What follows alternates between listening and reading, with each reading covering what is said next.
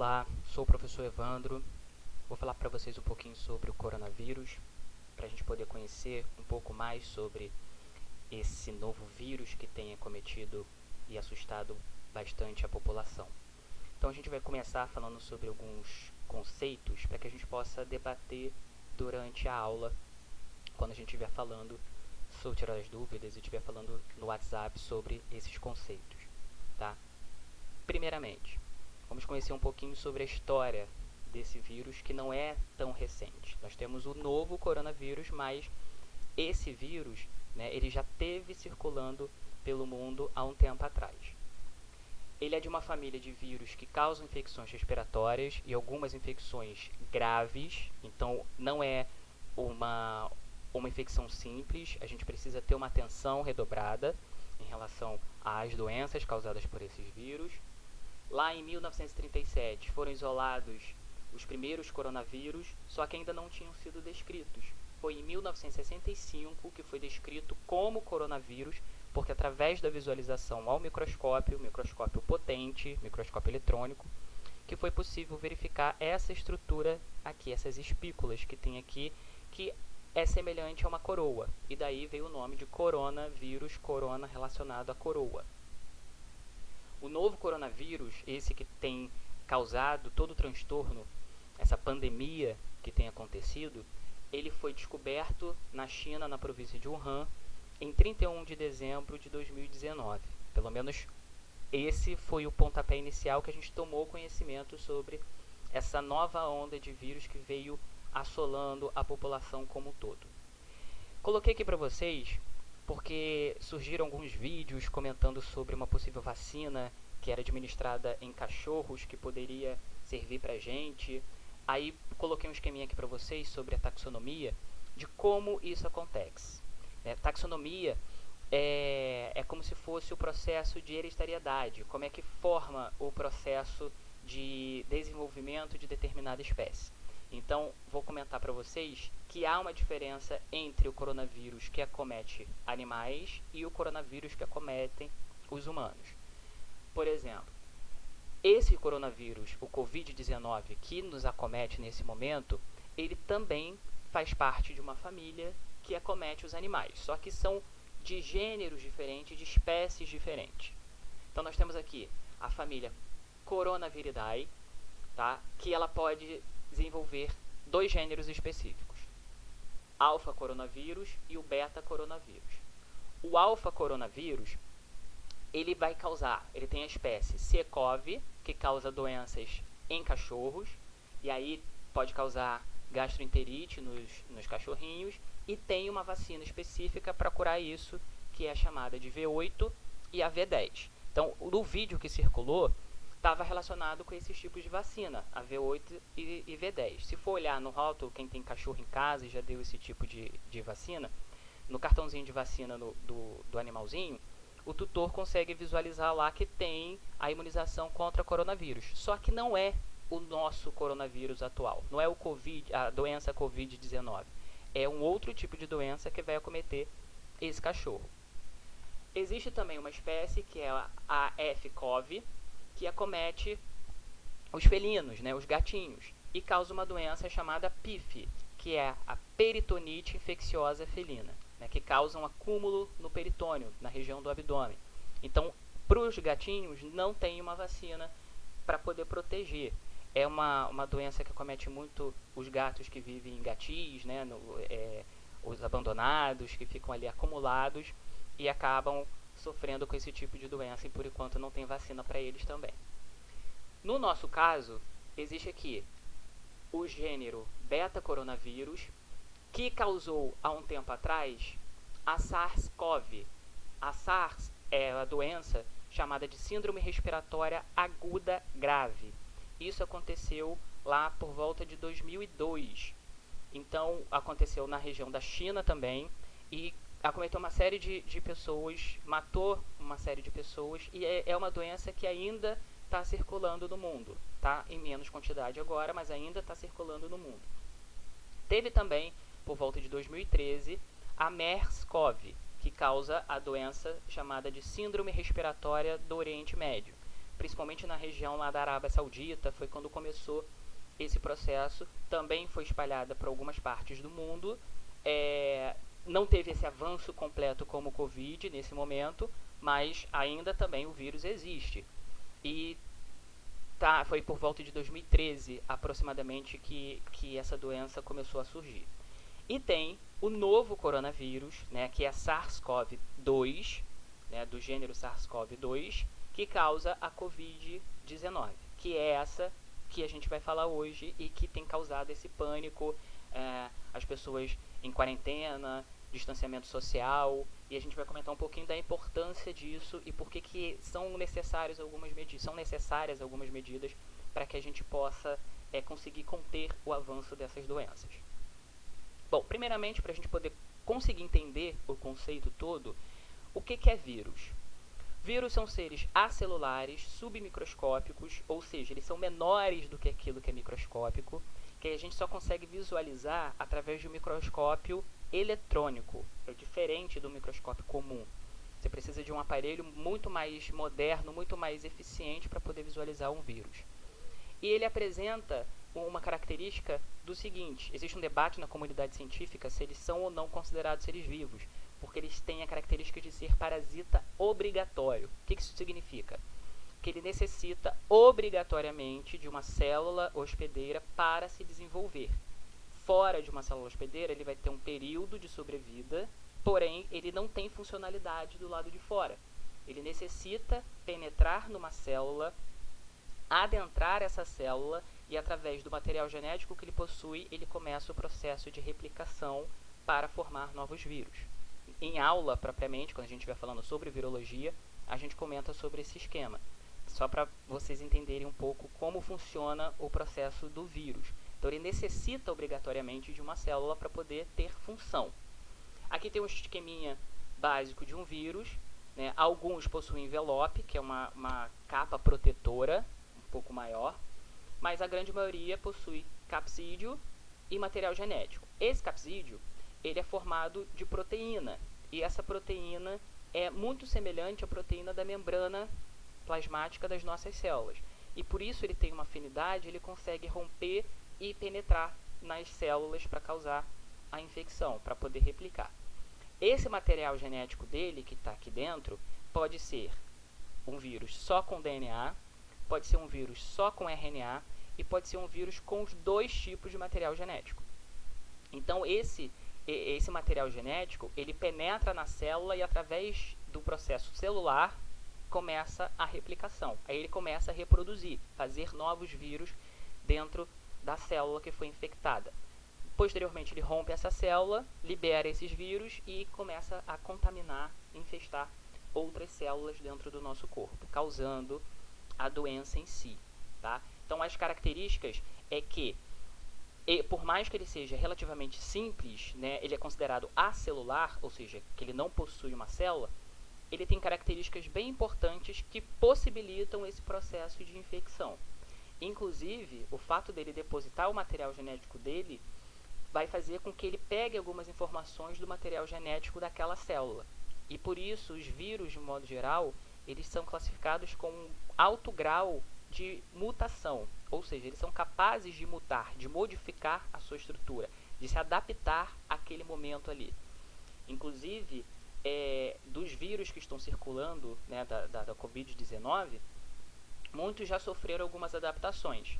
Aqui no Brasil, já foram diagnosticados alguns vírus com características brasileiras, porque os primeiros relatos, né, na primeira análise do genoma do vírus, teve muita característica do vírus de França, do vírus da Itália, né, que foram onde começaram a chegar aqui no Brasil. Mas agora, né, nesses recentes, já tem, no processo da transmissão comunitária, já tem muitas informações brasileiras, porque ele vai se adaptando de acordo com o nosso próprio modo de viver aqui. Então, isso também passa por um processo de adaptação para a gente poder tentar identificar algum tipo de medicamento que impeça esse processo de replicação, que possa fabricar uma vacina para impedir ou produzir uma defesa contra. Por isso, só fazendo um parêntese, que a gente precisa de vacinação anual de influenza, porque o vírus influenza também é um vírus que ocorre esse processo de mutação. Então, como eles agem em determinados climas, em determinados momentos, né, do ano, às vezes ocorre um processo de mutação. Então, a vacina que está tendo campanha agora, ela está imunizando para esse ano. Não vai mais servir para o ano que vem porque pode ocorrer o processo de mutação desse vírus e aí a gente precisa de uma nova vacina para poder imunizar novamente a população. Bom, em relação à transmissão, ela costuma acontecer por contato muito próximo com alguém que está infectado. Esse tipo de transmissão é basicamente comum a todas as viroses, né? Todas as doenças causadas por vírus que a gente conhece. Costuma ser por gotículas, né? A pessoa está falando e está liberando gotículas da saliva, a gente chama de perdigoto, né? Quando a pessoa está falando muito e vai liberando um pouquinho de saliva, pode ser um motivo de transmissão, né, para o contágio dessa doença. Tosse, né? A pessoa tossindo também vai liberar um pouquinho da saliva e, consequentemente, vai liberar esses vírus.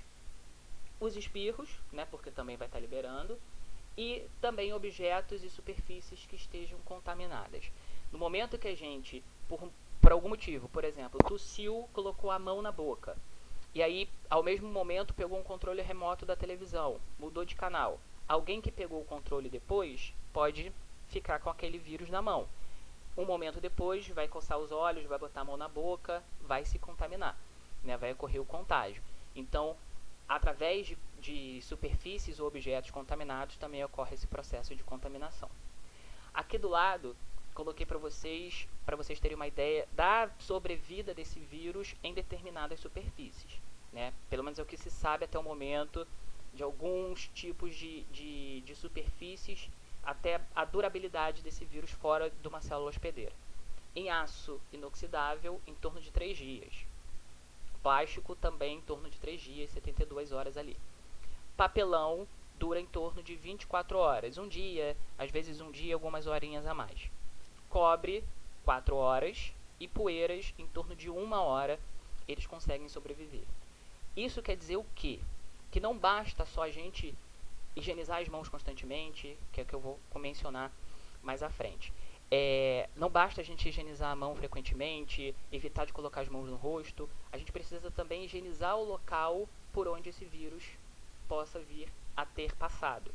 Então, objetos precisam ser higienizados constantemente, a gente precisa ter atenção, né, às maçanetas, telefone celular, porque às vezes passa de mão em mão, então precisa ter atenção nessas situações também.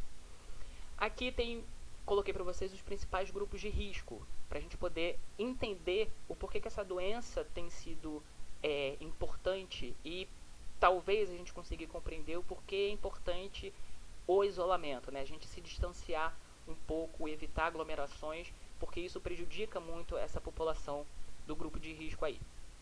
Primeiro falando dos idosos. Idosos são aquelas pessoas acima dos 65, né? 65, 70, 80 anos, que elas se tornam mais vulneráveis porque os sistemas delas, isso estaria mais envelhecido, né? Já não responde mais adequadamente como responderia normalmente. Então, o pulmão já não vai desempenhar uma função tão legal, o sistema de defesa, né, a imunidade vai estar um pouquinho mais baixa, então por isso que é perigoso. Isso pode causar sobrecarga excessiva nesses idosos. O ideal é deixar esses idosos mais afastados, tomar medidas de proteção. Então, quando for medicar, isso é importante para cuidadores de idosos. Quando for medicar, dar alimentação, procurar higienizar bem as mãos para poder manusear esse alimento e dar para o idoso, ou o medicamento, né? Tem que tomar cuidado em relação a isso. E, de preferência, colocar utensílios que sejam específicos para o idoso e não misturar com outras pessoas que possam vir a estar contaminadas sem apresentar sintomas. Tá? Para os idosos que tomam algum tipo de medicamento, é importante verificar se essas doenças que ele apresenta estão controladas. Ou seja, se o idoso é hipertenso, procurar ver se o medicamento para hipertensão está sendo administrado de forma correta, se ele não está apresentando oscilações nessa pressão, se ele é diabético, também procurar verificar a glicemia constantemente, para evitar que ele se enquadre ainda mais num grupo de risco que ele já se encontra. Ok? Bom, em relação a hipertensos, cardíacos, diabéticos, enfim, Para quem tem diabetes, já normalmente o processo de defesa do corpo ele fica mais lento, né, devido ao acúmulo de açúcar, né, de glicose no sangue, né, dessa glicemia um pouco alta. Então ele já apresenta um processo de lentidão de defesa um pouco maior. Então isso dificulta um pouco. O coronavírus aproveita essa situação e ele pode evoluir, causando uma infecção mais grave. Então o ideal é controlar essa diabetes também e evitar que um diabético se encontre em locais de aglomeração, né, de grande aglomeração.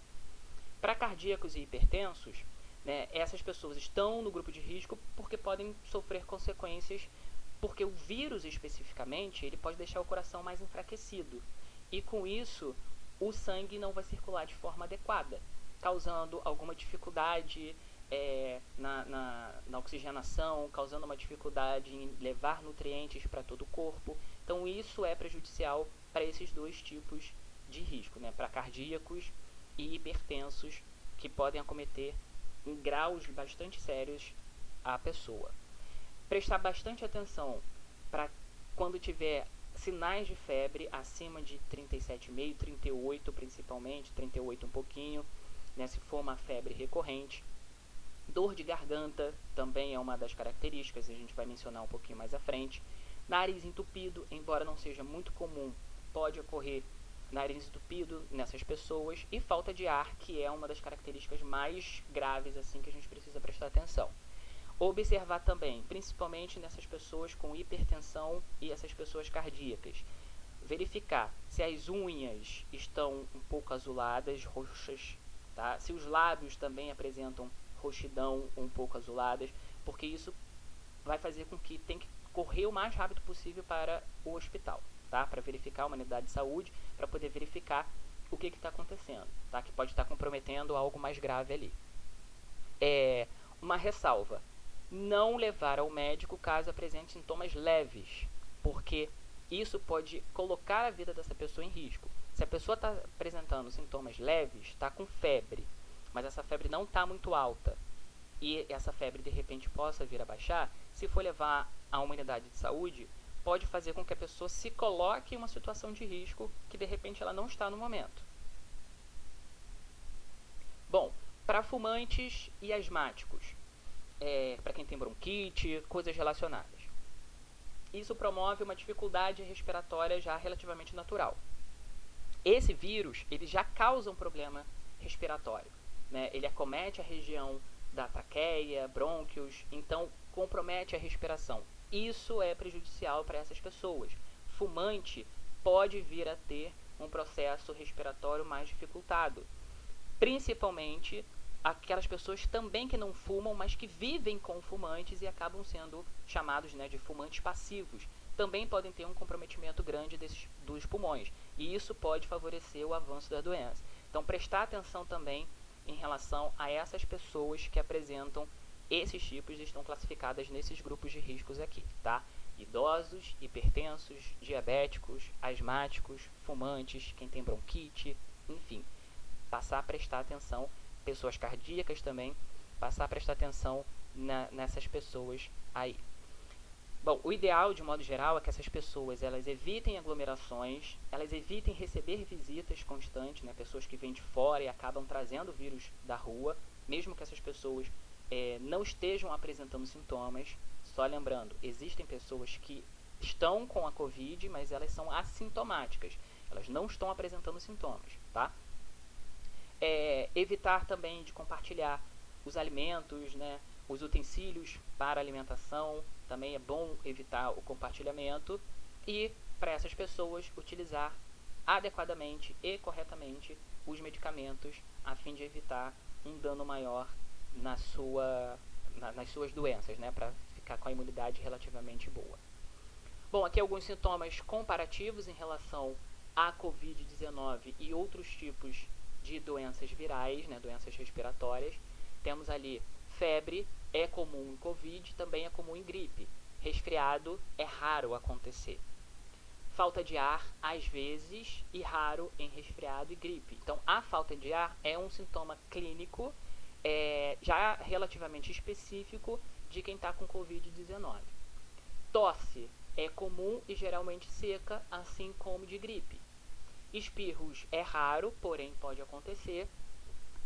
Dores no corpo é raro, mas também pode acontecer, e isso é um sinal de que está com um certo avanço nessa doença, tá? Dor de garganta, como foi mencionado anteriormente, também pode acontecer. Diarreia é raro acontecer, porém pode acontecer em alguns casos. Dor de cabeça pode acontecer às vezes, e cansaço excessivo também pode acontecer às vezes, tá? Então aqui tem um quadro comparativo dessas doenças para vocês ficarem atentos, e principalmente febre alta, tá? Febre acima dos 38, que é considerado já um alerta que possa vir a ser o coronavírus, ok? Bom, em relação à prevenção, o que a gente precisa fazer? Higienizar as mãos com frequência, seja com água e sabão, seja com álcool em gel. Água e sabão, né, pode ser detergente, caso não tenha sabão. O ideal é um sabão líquido, neutro, mas se não tiver um detergente já ajuda, porque ele acaba dissolvendo gordura. E aí a gente tem, né, a camada lá, a proteção do vírus, é uma cápsula de proteína. Então essa proteína ela pode ser dissolvida com essa constante higienização das mãos, né? Seja com álcool, seja com o sabão. E isso facilita a sua remoção e, consequentemente, a gente fica relativamente imune deles, né? Livre deles. Então o ideal é fazer, no mínimo, de 2 em 2 horas essa higienização, tá? E sempre que entrar em contato com algum tipo de objeto, um álcool em gel ali, passando a mão, já está servindo de uma certa prevenção para a gente. Quando for tossir ou espirrar, não colocar a mão, porque isso pode fazer com que o vírus venha para a mão e a gente acaba encostando em algum lugar com essa mão. Então o ideal é cobrir com a dobra do cotovelo, né, para poder proteger melhor. Evitar levar as mãos ao rosto, porque a gente acaba encostando em tudo quanto é lugar, principalmente quem precisa sair, né, atualmente. Então a gente pega ônibus, a gente encosta nas coisas. Evitar levar as mãos à boca, ao nariz, aos olhos, porque aí é passível de contágio, tá? Manter uma distância mínima de 2 metros. Eu sei que é difícil, mas o ideal é ficar um pouco afastado para evitar que haja a contaminação, né, esse contágio. Então o ideal é ficar o mais afastado possível das pessoas e evitar aglomerações. Aqui, né, tem algumas imagens aqui mostrando, por exemplo, profissionais de saúde, cuidado excessivo com o estetoscópio, porque vai encostar nos pacientes, então precisa ser higienizado com frequência. A higienização das mãos em si, que eu vou mostrar para vocês mais à frente. Evitar contato e utilização de máscara somente para profissionais da saúde e para pessoas que estão apresentando sintomas. Pessoas que não têm sintoma não tem por que utilizar máscara, porque se ficar com máscara, ela vai ficar contaminada. Então não vai adiantar de nada, você está achando que está protegendo e não vai estar protegendo, tá? Só vai estar assustando as pessoas que estão na rua e você está circulando com máscara, ela vai achar que você está contaminada e você achando que está se prevenindo e não vai te servir de nada. Então somente para quem está contaminado e para profissionais da área de saúde. No momento que utilizou, descarta. Se for espirrar e tiver com lenço, tem um lencinho aqui, você vai ter que utilizar um lenço descartável. Espirrou ou tossiu no lenço, descarta ele de imediato. Não é para ficar reutilizando, porque ele vai ter carga viral ali. Em relação à higienização das mãos, tem uma etapa específica, tá? De forma rápida, você pode higienizar normalmente, lavar as mãos normalmente, né, em torno de... O ideal é de 40 a 60 segundos. Tem um passo a passo aqui para vocês. Primeiro, molha a mão, tá, com água, pega o sabãozinho e aí espalha na palma da mão, fazendo movimentos circulares. Depois vem para o dorso da mão, o que fizer numa mão faz na outra. Então, o dorso dessa mão, entre os dedos, como está mostrando aqui na imagem. Depois faz na outra mão a mesma coisa. Volta para a palma e faz entre os dedos também. Faz uma conchinha e limpa a região da unha, dos dedos, né? E aqui também nessa região, o dedão, ele passa aqui para poder limpar essa região aqui também. Depois vem para o dedão, limpando bem os dedões, tanto de um lado quanto do outro. Faz uma conchinha para poder limpar as pontas dos dedos e as unhas, tanto de um lado quanto do outro, pulso, terminou, cotovelinho para abrir a torneira, enxago a mão. Mas na minha casa não tem torneira, o que eu vou fazer? Ou você deixa a torneira um pouco aberta para poder fazer esse processo todo e no final você pega uma folhinha de papel e fecha, né? Depois de enxaguar a mão. Pega o papel toalha e seca as mãos e descarta esse papel, suas mãos estão higienizadas. Para fazer com álcool e gel, o processo é o mesmo, só não vai ter a água nem o sabão. Você vai pegar o álcool em gel e vai fazer o processo todinho do 3 até o 9 aqui. Terminou, já está com a mão prevenida contra algum tipo de dano do vírus, tá? Bom, tratamento. Atualmente o tratamento tem sido feito em relação aos sintomas que a pessoa está apresentando. Não existe ainda um tratamento à base de medicamentos que combata propriamente o Covid-19. Estudos estão sendo feitos, tá? Foi falado sobre ibuprofeno, que era para suspender. Alguns medicamentos têm ibuprofeno, então o ideal é que não se tome esse ibuprofeno por enquanto, até determinar e verificar se causa algum tipo de agravante. O ideal é suspender esses medicamentos à base de ibuprofeno, né? Advil costuma ter ibuprofeno. Hidroxicloroquina e a cloroquina é um medicamento utilizado para doenças autoimunes e antimalárico, né? O causador da malária, para impedir o avanço da malária. O que acontece? Estudos estão sendo feitos e tiveram resultados sim positivos para o uso desse medicamento. Porém, não é recomendado ainda, porque precisa verificar se vai causar efeitos colaterais, se isso vai ser prejudicial para a pessoa, porque pode estar curando no momento, mas está agravando em outra situação. Então, estudos estão sendo feitos para poder verificar a eficácia desse medicamento. A Europa está testando 4 medicamentos específicos para o tratamento da Covid-19. Então, por enquanto, não se tem um martelo batido em relação a isso, tá? Estudos estão sendo feitos, sim, tem tido melhora em alguns casos, mas antes de colocar à disposição da população, é necessário estudos específicos para poder comprovar a eficácia dos medicamentos, tá? Seria leviano da parte da OMS, a Organização Mundial de Saúde, falar que para todo mundo usar e as pessoas começarem a apresentar problemas mais sérios, ok? Em relação à vacina, também ainda não se tem uma vacina. Como eu falei, a vacina do cachorrinho V8 e V10 não serve para gente, não vai imunizar. É um outro tipo de vírus para eles.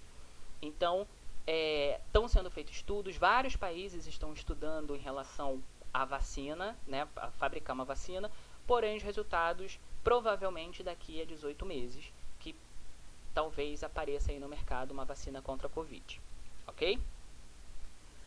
Bom, para a gente encerrar aqui, falar sobre o processo de isolamento.